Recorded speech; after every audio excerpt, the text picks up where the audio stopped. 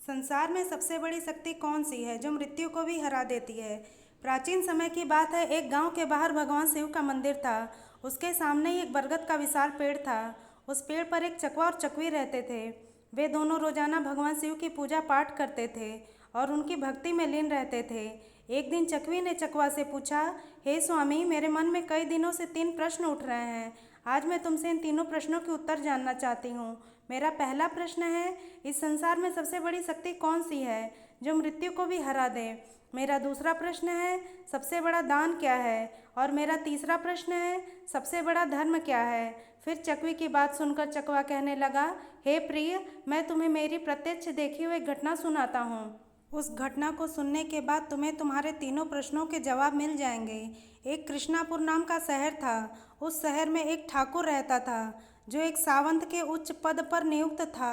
उस ठाकुर का एक लड़का था जिसका नाम धर्मवीर था। एक दिन धर्मवीर भ्रमण करने के लिए घर से घोड़ा लेकर निकला। घूमते घूमते धर्मवीर को प्यास लगने लगी।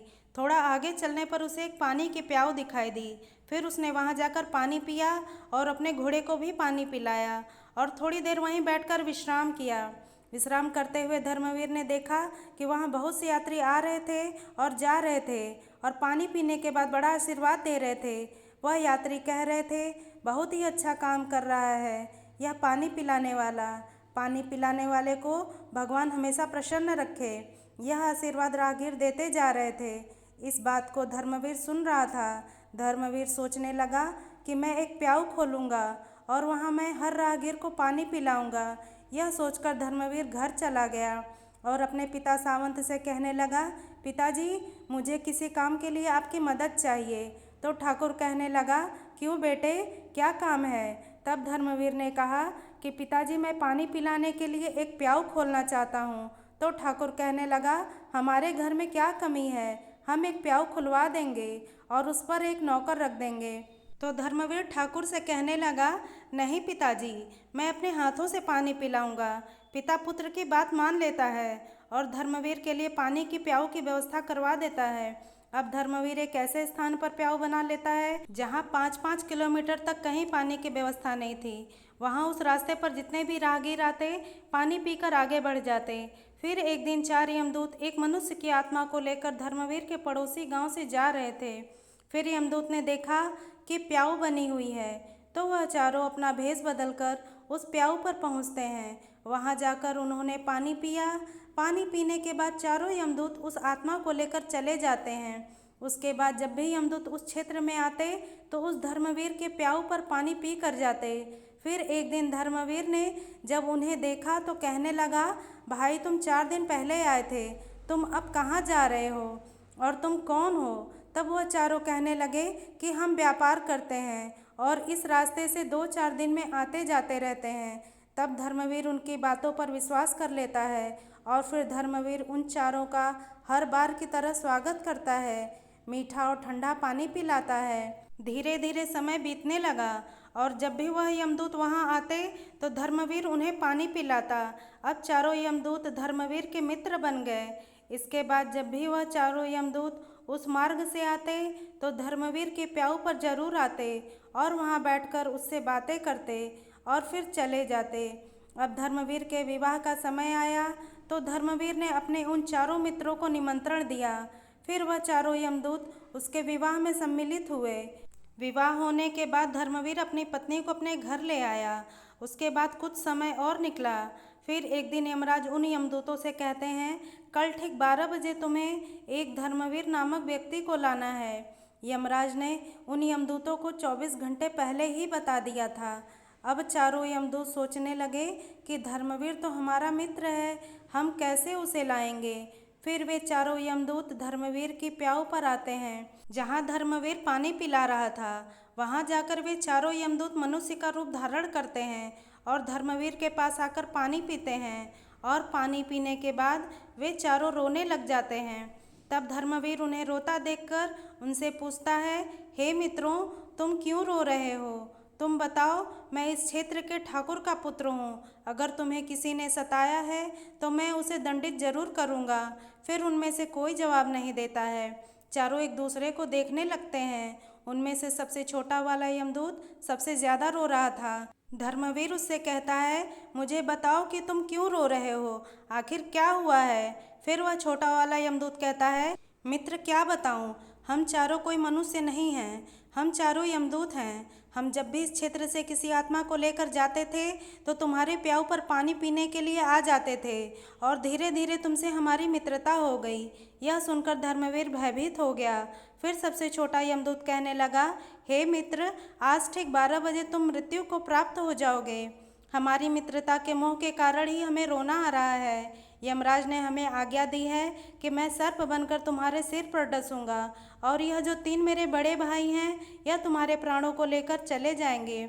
फिर धर्मवीर कहने लगा, मित्र, जब मेरी मृत्यु का समय आ ही चुका है तो तुम्हारे रोने से क्या लाभ, इसमें भला तुम भी क्या कर सकते हो। मैं मृत्यु से नहीं डरता, मैं तुम्हारे साथ चलने के लिए तैयार हूँ। फिर छोटा यमदूत कहता है, हे मित्र, सबसे ज़्यादा स्नेह तुमसे मैं ही करता हूँ, परंतु क्या करूँ, संयोगवश मुझे यह जिम्मेदारी मिली है कि मैं तुम्हें डसूंगा और तुम्हारी मृत्यु मेरे ही हाथों से होगी। तब धर्मवीर कहने लगा, ठीक है मित्र, कोई बात नहीं, जो यहाँ आया है उसे एक न एक दिन तो जाना ही पड़ेगा, मृत्यु को कोई नहीं टाल सकता। फिर वह छोटा यमदूत कहता है, देखो धर्मवीर, ठीक 12 बजे से 10 मिनट पहले हम चारों यमदूत तुम्हारे घर की सीढ़ियों पर बैठ जाएंगे और 10 मिनट बाद तुम्हें ले जाएंगे। इतना कहकर वे चारों यमदूत अदृश्य हो गए और अब धर्मवीर फिर थोड़ा सा घबराया और अपने घर को चल दिया। उसने रात को वह बात अपनी पत्नी से नहीं बताई और इंतजार करने लगा कि कब 12 बजेंगे। और जब 12 बजने का समय नज़दीक आया तो वह छोटा वाला यमदूत सर्प का रूप धारण कर लेता है और सीढ़ियों पर बैठ जाता है। इधर धर्मवीर मन में विचार कर रहा था कि मैं थोड़ी देर में मरने वाला हूँ और मेरी नई नवेली पत्नी है, तो क्यों ना थोड़ी देर में अपनी पत्नी से बातें कर लेता हूँ। और यह सोचकर वह ऊपर के कमरे में जाने लगता है। अब उसे ऊपर जाने के लिए सीढ़ियों से होकर जाना था जिन पर वह सर्प बैठा हुआ था। जब धर्मवीर ने सर्प को बैठे हुए देखा तो धर्मवीर उसे पहचान गया और उससे कहने लगा, हे मित्र, तुम मुझे डस लो, मैं कहीं नहीं जा रहा हूँ। तभी सर्प कहता है, मित्र, मैं तुझे जरूर डसूंगा, पर जब 12 बजने में 10 मिनट शेष रहेंगे तभी मैं डसूंगा। जब सर्प और धर्मवीर आपस में बातें कर रहे थे तो धर्मवीर की पत्नी उन्हें देख रही थी और उनके बातें सुन रही थी। धर्मवीर की पत्नी एक पतिव्रता स्त्री थी। उसका पतिव्रत धर्म उजागर हो गया और वह ईश्वर से प्रार्थना करने लगी, हे ईश्वर, मेरे विवाह को अभी 10 दिन का समय भी नहीं हुआ है और यह क्या घटित होने वाला है। फिर चकवा कहता है, हे चकवी, वह एक राजपुत्र के पुत्र वधू थी। उसने 36 प्रकार के व्यंजन भोजन में बनाया और उस शहर में एक बहुत ही गरीब व्यक्ति रहता था और उस गरीब की एक लड़की थी जो 9 महीने की गर्भवती विधवा थी।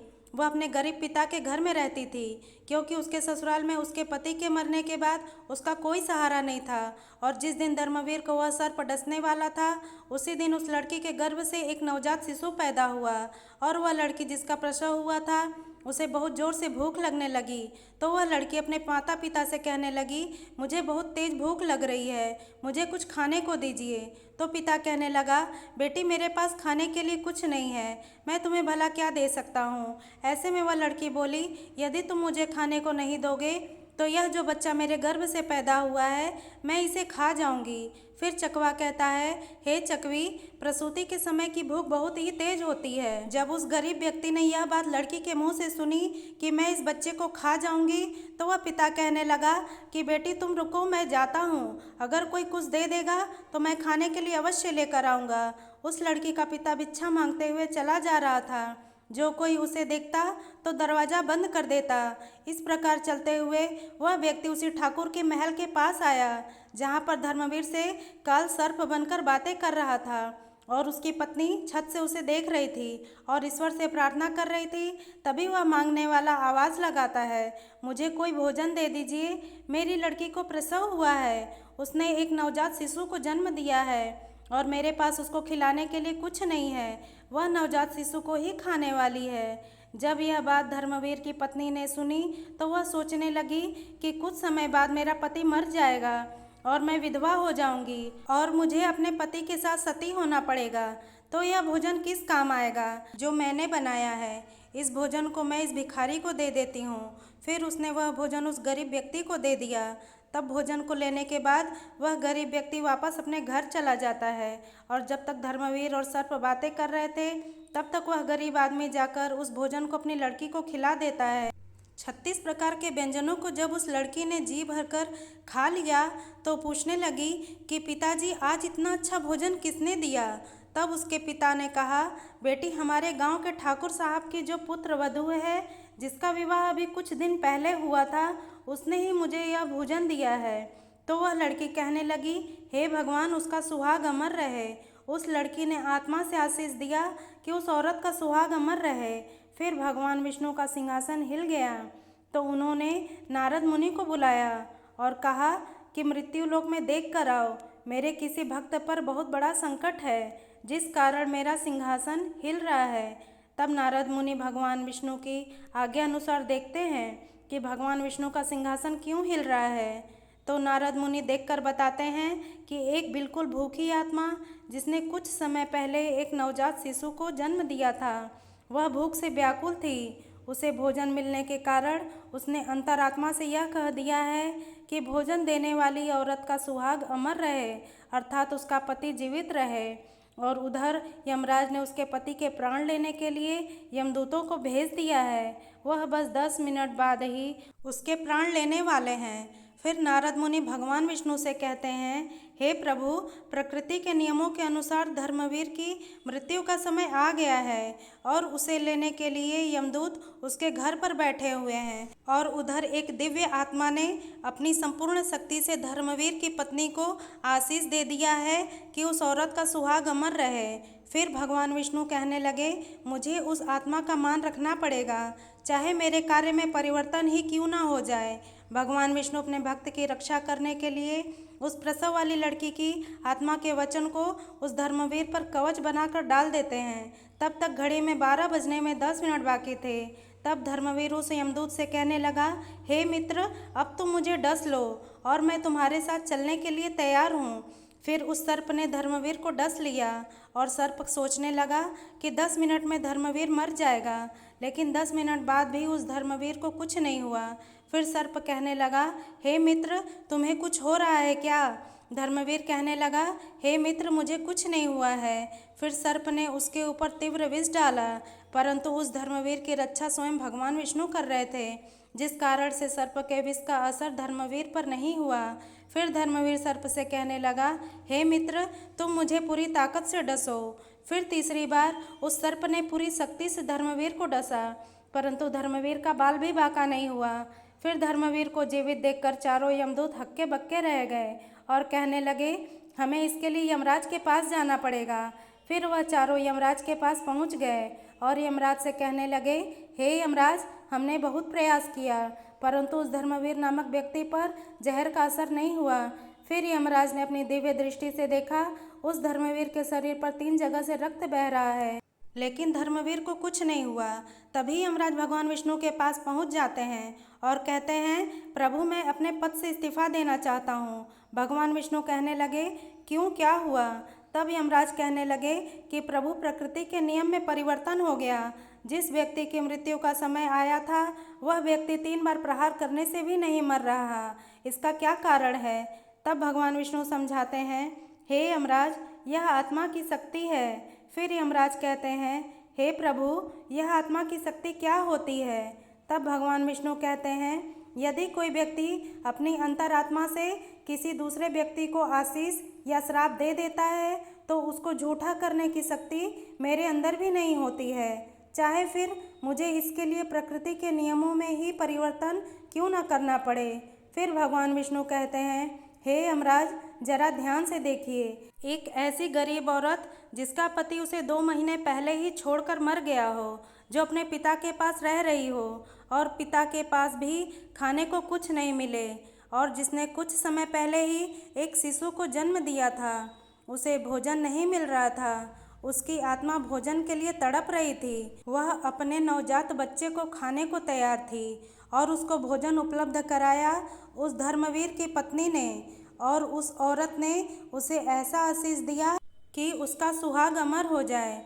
मुझ में एकाग्र होकर जो व्यक्ति आशीष या श्राप देता है, मैं उसके वचन को कभी झूठा नहीं होने देता हूँ। हे यमराज, इसलिए तुम्हें धर्मवीर की आयु 100 वर्ष और बढ़ानी होगी। फिर यमराज धर्मवीर की आयु को 100 वर्ष बढ़ा देते हैं। फिर चकवा कहता है, हे चकवी, तुम्हारा पहला प्रश्न था कि संसार में सबसे बड़ी शक्ति कौन सी है जो मृत्यु को भी हरा देती है। तो समझ लो, सबसे बड़ी शक्ति होती है आत्मा की शक्ति। यदि कोई व्यक्ति आत्मा से आशीष दे या श्राप दे तो उसे ईश्वर भी टाल नहीं सकता। तुम्हारा दूसरा प्रश्न था कि सबसे बड़ा दान क्या है।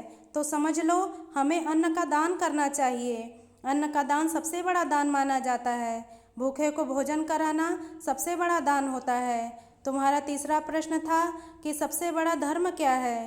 तो समझ लो, जहाँ आवश्यकता हो उस स्थान पर दिया गया दान सबसे बड़ा धर्म होता है। उससे बड़ा कोई धर्म नहीं होता। जहाँ आवश्यकता है वहाँ आप दान दीजिए, उस समय उससे बड़ा कोई धर्म नहीं होता। जहाँ पर आवश्यकता नहीं है उस समय आप दान कर रहे हो तो वह दान बड़ा नहीं होगा और फलीभूत नहीं होगा, और बिना आवश्यकता के आपका हजारों रुपयों का दान भी बेकार चला जाएगा। वीडियो अच्छी लगी हो तो लाइक, शेयर और ऐसे ही वीडियो को देखने के लिए हमारे चैनल को सब्सक्राइब ज़रूर करें। धन्यवाद।